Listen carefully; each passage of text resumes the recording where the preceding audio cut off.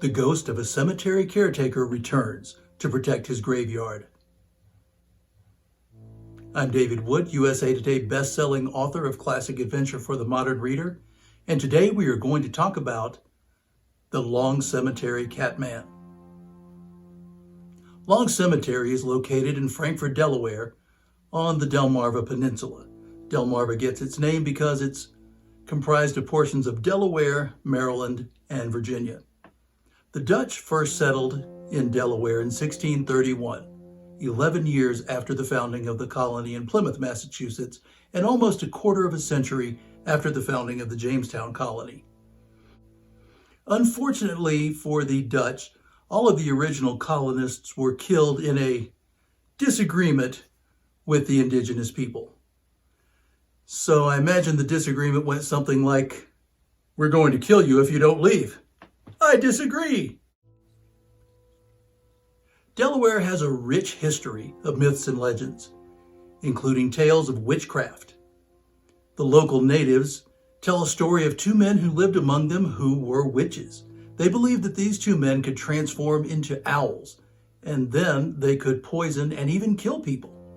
Now, they discovered that these two men were witches by shooting the owls and then finding that there were two dead men there who had wounds in the same places they shot the owls. Yeah, so I guess it's kind of like that time Dwight Schrute killed a werewolf, and then by the time he got to it, it had turned back into its neighbor's dog.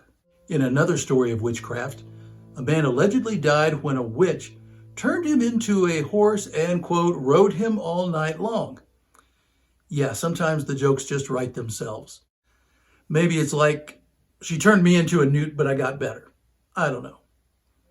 Other creepy legends in the area include the Selbyville Swamp Monster and the Witch Tree.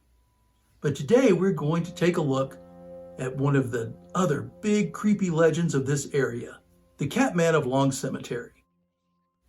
Located off of Route 401, which is also known as Catman's Road, Long Cemetery is named for Armwell Long, a veteran of the American Revolution and the War of 1812, and a close friend to George Washington.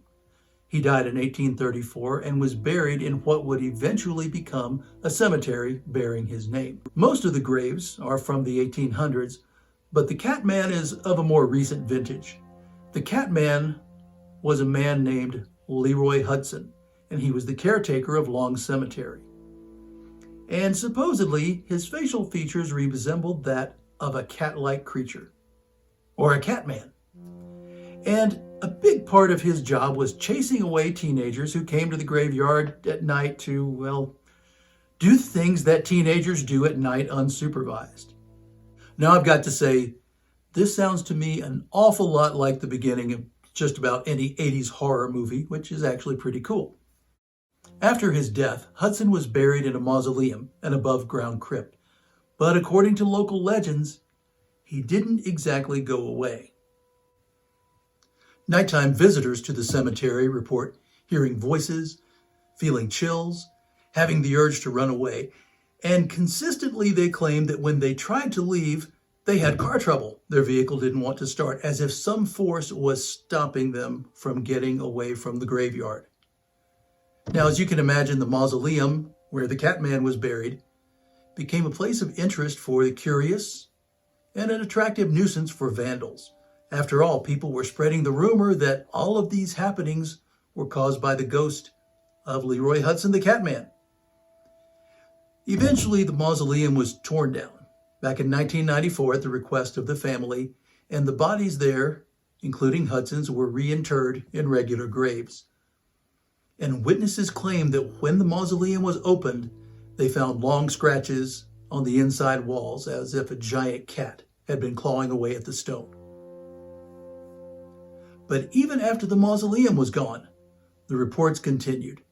We have numerous eyewitness accounts from people who have experienced something or have lived in the area and know a little bit about the graveyard and its history. I drive my ATV around there, and I have seen some unusual things I can't explain. My ATV wouldn't start for a couple of minutes. paranormal investigator called the place intense, Delaware's most haunted cemetery. Another said, as a child, I was afraid of the cemetery, even in the daytime. My dad actually saw the Catman's wife inside the mausoleum, the ghost of the Catman's very dead wife. I only go there in the daytime to visit my parents' grave, and I always leave my car running. From my experience in this graveyard, I believe it to be truly haunted. One of the rumors that has grown up around Long Cemetery is the idea that if you find a crumbling brick wall toward the back of the cemetery and knock on it 3 times, the Catman will disable your vehicle.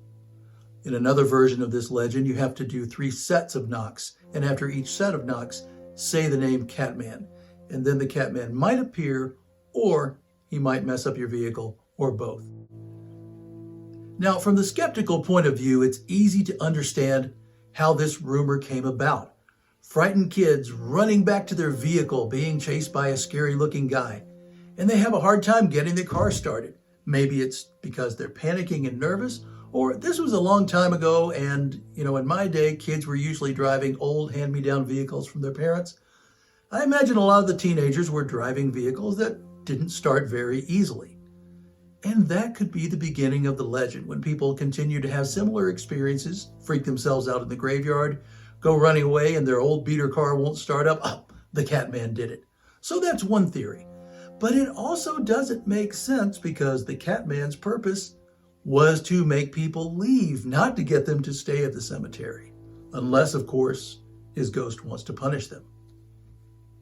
And then, of course, the more fun explanation is that this person cared so deeply about this cemetery that a part of his spirit is imprinted upon the land and remains there to protect it. If you would like to read an adventure story inspired not only by the legend of the Catman, but by those of the Selbyville Swamp Monster and the Witch Tree, try my book, Lair of the Swamp Witch, available from your favorite bookstore. Thanks for stopping by. We'll see you next time.